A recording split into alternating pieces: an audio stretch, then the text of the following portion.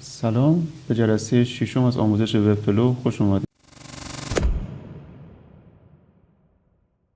در جلسه پیش در رابطه با اولین بخش از سایت که مشاهده میشه که هیرو باشه صحبت کردیم و یه بک‌گراند براش گذاشتیم که ایمیج بود و طور ایمیج رو تنظیم کردیم که حدوداً 90% ویوپورت هایت رو بگیره و پایین نوار قرار بگیره. سپس یک هدینگ قرار دادیم که از تگ H1 استفاده می‌کنیم. گفتیم بهتره به خاطر اینکه موتورهای جستجو بهتر میتونن عنوان سایت رو متوجه بشن و بعد از اون پاراگراف و باتن رو هم قرار دادیم و باتن رو لینک دهی کردیم.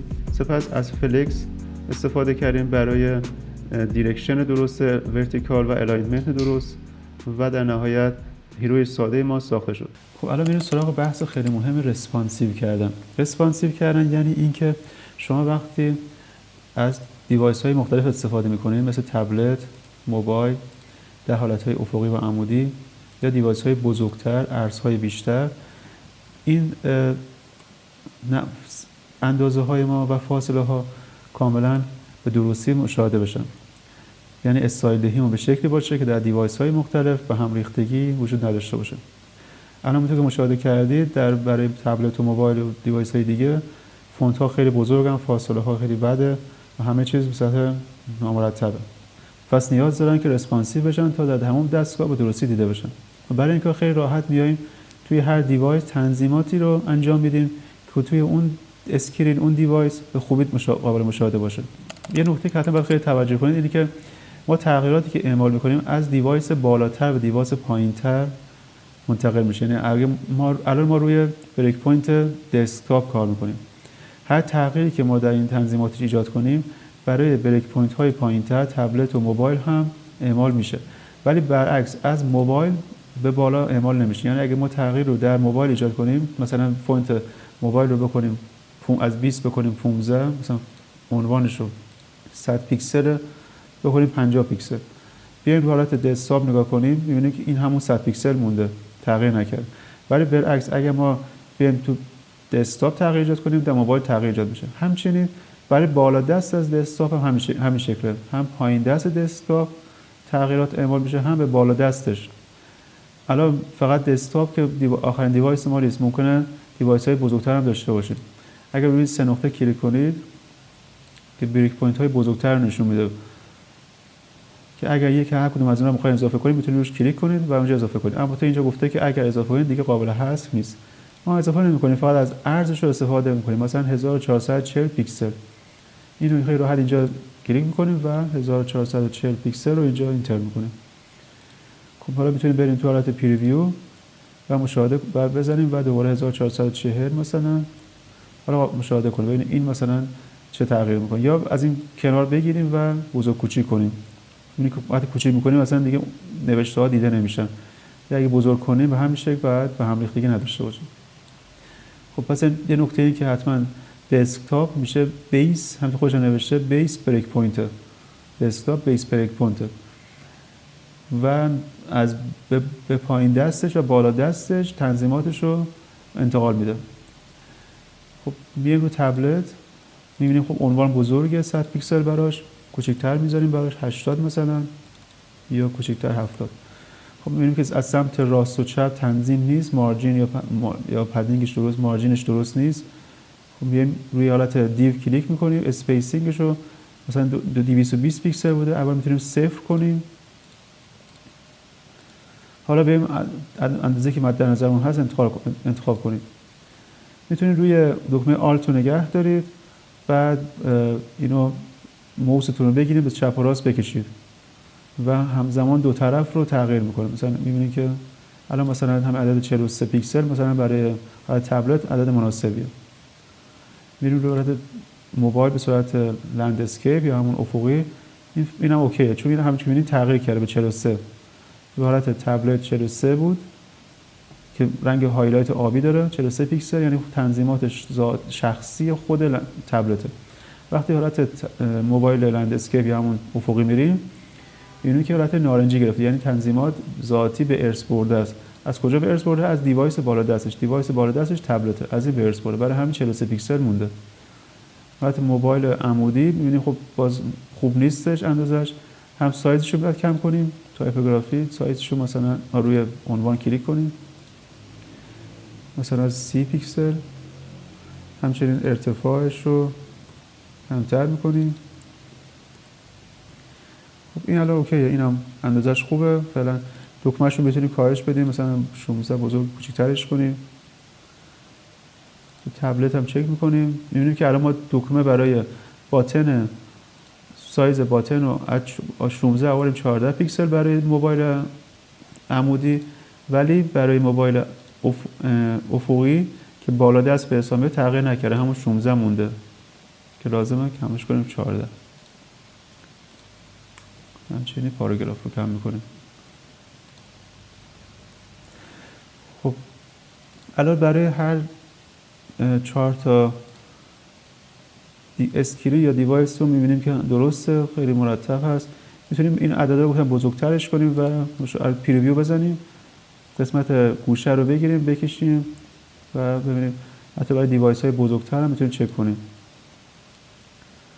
میبینیم که برای تمام دیوایس ها اینجا مثلا یکی از بین دیوایس، بین حالتی که نه مثلا تبلت نه موبایل افقی، یه جور مابینه. اینو میتونیم خودمون روی کلیک کنیم، مثلا ببینیم چه سایز 486 پیکسل. میتونیم واسه دیزاین. خب الان اینو میتونیم بیا برای این استثنا تغییرش بدیم، مثلا یه مقدار فونتش رو کم کوچیک‌تر کنیم یا اسپیسینگش رو کمتر کنیم، مثلا برای 43 براش زیاده کمتر کنیم، یا میتونیم با هم فونت تغییرش بدیم. خب الان دوباره باز بریم تو پریویو، باز دوباره این حاشیه رو میگیریم میکشیم تغییر میدیم، ببینیم کجا باز به هم ریخته است، درستش کنیم. تو این حالت می‌بینیم، تو این حالت فاصله بین حروف، فاصله بین خطوط زیاده. باز دوباره می‌بینیم طرف دیزاین، اینجا اون هایت رو کمش می‌کنیم به 50 مثلا، درست میشه. باز پریویو میریم، این هم همچنین، که می‌تونیم فاصله رو کمتر کنیم. پس خیلی راحت می‌تونیم برای تمام دیوایس‌ها و تمام اسکرین‌های مختلف چک کنیم و هر جا دیدیم مشکل داره بریم تو دیزاین و اون تغییرات رو اعمال کنیم. و این تغییرات فقط برای اون اسکرین سیو میشه و بقیه کاری نداره، مگر اینکه بالا دست باشه و پایین دستش منتقل شه. خب این برای ریسپانسیو کردن و ریسپانسیو شد، درست شد، تمام. ولی نکته‌ای که هست اینه که ما به جای ما علاوه بر حالت ریسپانسیو باید واحدها یا همون یونیت ها رو هم تغییر بدیم که به صورت حرفه‌ای ریسپانسیو کرده باشیم. الان یه نکته، الان مثلا شما توجه کنید به حالت عنوان 100 پیکسل، سایزش 100 پیکسله. حالت پاراگراف 20 پیکسله. ما میایم به جای 100 پیکسل از واحد رم استفاده میکنیم، به جای 100 هم میذاریم 6 و 25 صدم رم. این به عنوان مثال در نظر بگیریم. بعد توضیح میدم که رم چیه، ام چیه و چرا از اینا استفاده کنیم. الان فعلا چراییش رو توضیح میدم که چرا از رم باید استفاده کنیم برای سایز نوشته هامون. خب سایز عنوان رو به حسب رم گذاشتیم 6 و 25 صدم. سایز پاراگراف رو همین 20 پیکسل میذاریم باشه. خب سایت رو میریم پابلیش میکنیم، این دکمه که روی این تیک رو میزنیم، بعد پابلیش میزنیم، میذاریم پابلیش بشه سایتمون. حالا سایت به راحتی سریع پابلیش شد. این فلش کلیک میکنیم تا سایت رو بالا نشون بده بهمون. میریم تو تنظیمات بروزر، قسمت اپیرنس، فونت سایز رو الان حالت مدیوم ریکامندده. فونت سایز مدیوم همون 16 پیکسل معمولا تو بروزرها، تو HTML. خب ما میخوایم اینو از حالت ببریم خیلی کوچیک. یک کاربری ممکنه بخواد سایزش بزرگی براش، بخواد سایزش رو خیلی کوچیک کنه، سایز نوشته‌های بروزرش رو کوچیک کنه، راحت وری اسمال میذاره. حالا تو سایت رو ببین چه تغییر کرد. می‌بینید که سایز عنوان که به حسب رم بود کوچیک شد، اما سایز پاراگراف و دکمه که به حسب پیکسل کوچیک نشد، تغییر نکرد. حالا برعکس ممکنه یک کاربری بخواد سایز نوشته‌هاشو خیلی بزرگ کنه که راحت‌تر بتونه ببینه. وری لارج میزنیم. الان این سایز عنوان که بر حسب رم هست بزرگ میشه، ولی سایز پاراگراف و دکمه که بر حسب پیکسل هیچ تغییری نمیکنه. این هست فرق بین رم و پیکسل. رم در اصل، دوباره بزنید من اینو مدیوم بذارم، درست میشه اینجا. اینم کلوز کنیم. حالا پس دیدیم بین رم و پیکسل چه فرقی هست. حالا اگه قسمت واحدها دقت کنیم، یعنی یه پیکسل داریم که واحد مطلق هست، ابسولوته، یعنی با بزرگ و کوچیک شدن صفحه نمایش هیچ تغییری در سایزش نمیکنه. 10 پیکسل همیشه 10 پیکسله.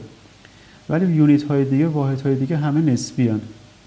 واحد درصد یعنی این اون سایزی که بهش دادیم، حالا سایز فونت یا سایز فاصله است، هر چی که هست، اون سایز که بر حسب درصده یک نسبتی داره با پرنتش. مثلا 10% از عرض پرنته. ام منظور نسبت داره باز با فونت پرنتش. این درصد با عرض پرنت فاصله داره، ام با فونت پرنت.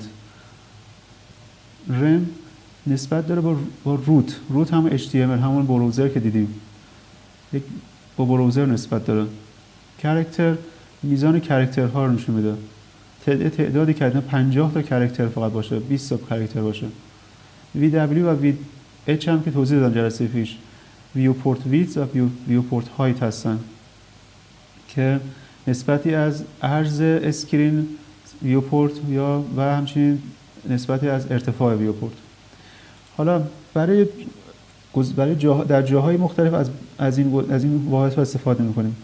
به صورت بیس پرکتیس و بهترین حالت اینه که در اسپیسینگ، زمانی که می‌خوایم مثلا دیو بلاک رو، حالا همین دیو بلاک که قبلا اومدیم ما 100 پیکسل و 220 پیکسل میدادیم، می‌خوایم این فاصله ها رو ایجاد کنیم، بهتره که از VW VH یا درصد استفاده کنیم. اگر پرنتی وجود داره، مثلا خود VW یک دیو دیگه‌ای در بر گرفته بودش، یه پرنتی داشت، از درصد استفاده، یک درصد از اون پرنت. اگر نه پرنتی نداره، خب یعنی از خود اسکرین استفاده می‌کنیم، یعنی VW VH میدیم. مثلا برای اینجا میتونیم به جای 100 پیکسل از VH استفاده کنیم و مثلا بگیم 10 VH یا بیشترش کنیم 15 VH. 15 یعنی 15% از ویوپورت هایت، ارتفاع ویوپورتمون، یعنی این فاصله 15% از این فاصله باشه، از این ارتفاع باشه. همچنین برای این 200 به جای 220 پیکسل که فاصله پدینگ چپ و راست باشه، میتونیم از VW استفاده کنیم و به جای 220 مثلا 10 بذاریم. همچنین برای سمت چپ 10 VW. و این فاصله 10% از این فاصله است. همچنین این فاصله، این دو تا فاصله هر کدوم 10% از فاصله ویوپورتمون هستن. برای خود عنوان و پاراگراف و دکمه، این اسپیس ها اینا، برای اسپیس ها اینا بهتر از EM استفاده کنیم. گفتم که EM یک درصدی هست پرنت یا خود فونت خود همین المانی هست که باش کار میکنیم. الان ما برای این 100 که گذاشتیم 100 پیکسل از پایین فاصله داشته باشه، مارجین داشته باشه، به جای این میتونیم بیایم بگیم این فاصله، این مارجین نسبتی داشته باشه با این فونتی که اینجا هست. این فونت کوچیک شد، این فاصله هم کم باشه، فونتش بزرگ شد، این سایز هم بزرگ باشه. برای همین از EM استفاده میکنیم. نسبت میده این فاصله رو به سایز فونت همین المان. برای این کار خب حالا به جای پس 100 پیکسل میخوایم EM استفاده کنیم. مثلا به جای 100 میزنیم 1 و اینجا EM میذاریم.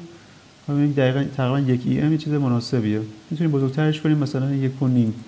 خیلی بزرگتر میشه، کوچیک‌تر همون 1 میذاریم باشه. خب 1 EM فاصله شد. حالا سراغ فاصله پاراگراف به جای 40 مثلا میذاریم نیم EM یا بیشترش میکنیم 1 EM میذاریم. 2 هم میتونه باشه یا 1.5. خب الان فاصله پس پاراگراف مارجینش از پایین 1.5 EM متناسب با سایز فونت خود همین پاراگراف. خب برای دکمه دقت کنید که دکمه الان خیلی جالبه. اگر نگاه کنید برای دکمه اما تایپوگرافی میریم سایز 16 پیکسله، بزرگش میکنیم مثلا 25 پیکسل، بزرگترش میکنیم 50 پیکسل. میبینیم که سایز که بزرگ میشه نوشته میچسبه به اطرافش، به بوردرش میچسبه. همونطور که 100 مثلا بذاریم که دیگه از بوردر رد میشه. پس این درست نیست. اما برای این باید حتما بیایم برده پدینگ رو طوری بهش سایز بکنیم که وقتی فونت بزرگ یا کوچیک میشه پدینگ هم متناسب با اون کوچیک بزرگ باشه. الان می‌بینیم که سایز بر حسب پیکسل داده شده، برای همین ثابت میمونه. اینا رو هم به حسب EM میذاریم، یعنی به حسب فونت سایز خود همین نوشته. خب به جای 9 مثلا میذاریم نیم EM و همچنین برای پایین میتونید تایپ کنید EM، اینتر بزنید خودش اتومات میفته EM. به جای 15 هم مثلا بزنید 1 EM. تمام. حالا اگه بریم سایزش رو تغییر بدیم، تایپوگرافی 16 رو مثلا بکنیم 50 پیکسل، میبینیم که پدینگش حفظ شده. حالا که فاصله ها رو درست کردیم، بریم سراغ خود فونت، خود سایز همین نوشته هامون. رو عنوان کلیک میکنیم، مثلا تایپوگرافی، سایز اینو گذاشتیم 6 و 25 صدم رم درست. حالا 6 و 25 هم کجا هستم اومد؟ اول ما 100 پیکسل بود. گفتیم که رم وابسته است به روت، یعنی ریشه. روت که سایز بروزر باشه معمولا 16 پیکسله. پس در نتیجه یک رم مساوی با 16 پیکسل. یک رم مساوی با 16 پیکسل. برای همین وقتی ما به اون عدد 100 پیکسل رو میدن، از مثلا فیگما بهمون دادن، ما میایم 100 رو تقسیم میذاریم بر 16، کنارش هم می‌نویسیم رم. خیلی راحت اینتر میکنیم، خودش اتومات میده بهمون 6 و 25 صدم رم. همینطور برای هایت هم میتونیم همین کار بکنیم. بهتره که برای هایت از EM استفاده کنیم. گفتیم EM ارتباط میده با خود همین سایز فونت اینجا. مثلا 1 EM. این بهتره اینجوری باشه. و پاراگراف رو باز می‌خوایم تبدیل کنیم به رم، چون فونت سایز همه بر حسب رم باشه. اون فاصله ها بر حسب M بودن. سایز فونت ها حتما بر حسب رم باشه که توضیح دادم. وقتی بروزر بزرگ یا کوچیک میشه، این نوشته ها بزرگ و کوچیک بشن، متناسب با ریشه باشن، سایز ریشه. 20 رو تقسیم بر 16 و رم هم که می‌نویسیم. تمام. دوباره برای دکمه هم که 16 پیکسل که همونش یک رم میشه. تمام. حالا اگه بریم دوباره تو پابلیش کنیم و چک کنیم، متوجه اختلافش رو میشیم. دوباره پابلیش میزنیم که تغییرات اعمال بشه. حالا نگاه میکنیم سایت رو. فونت سایز رو مثلا خیلی بزرگ میزنیم. حالا دقت کنید که همه بزرگ شدن. الان دکمه بزرگ شده، پاراگراف، عنوان، همه اینا بزرگ شدن. یا خیلی کوچیک کنیم. خیلی یک دست همه کوچیک شدن و خیلی تمیز و مرتب. حالا این حالت دسکتاپ بود. همه تغییرات برای حالت دسکتاپ بود. میریم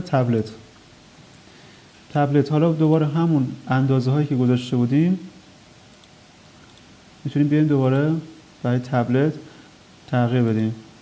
میبینیم که برای تبلت اگر حالت پاراگراف رو چک کنیم 1 و 25 صدم رم هستش.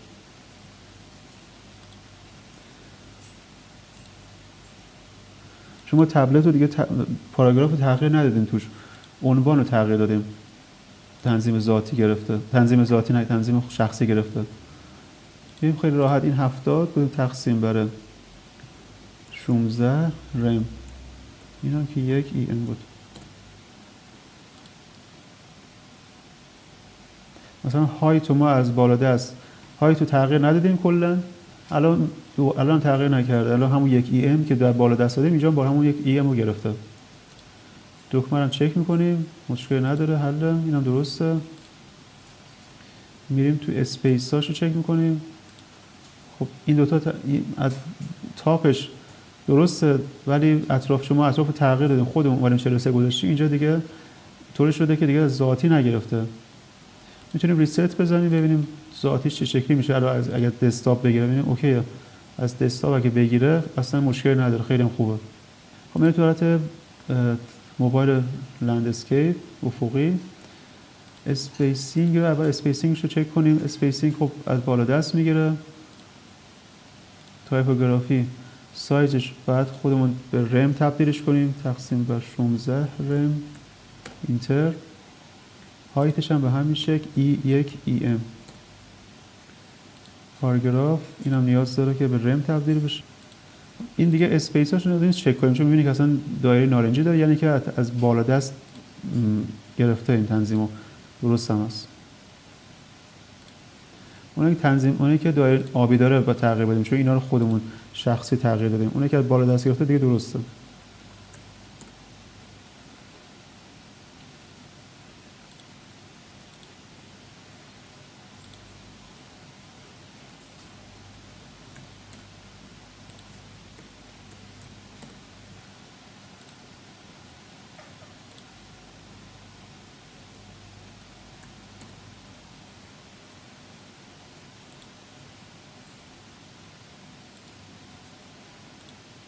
فاصله هم یکم بیشترش کنیم بهتر.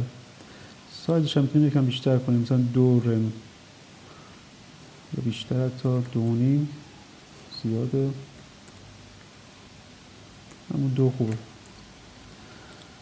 خب بله الان دیگه تمام درست شده. الان میتونید پریویو میزنیم.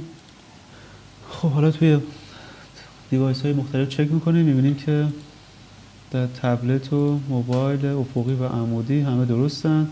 بگیریم و بزرگتر و کوچکتر در تمام سایز ها مشاهده کنیم.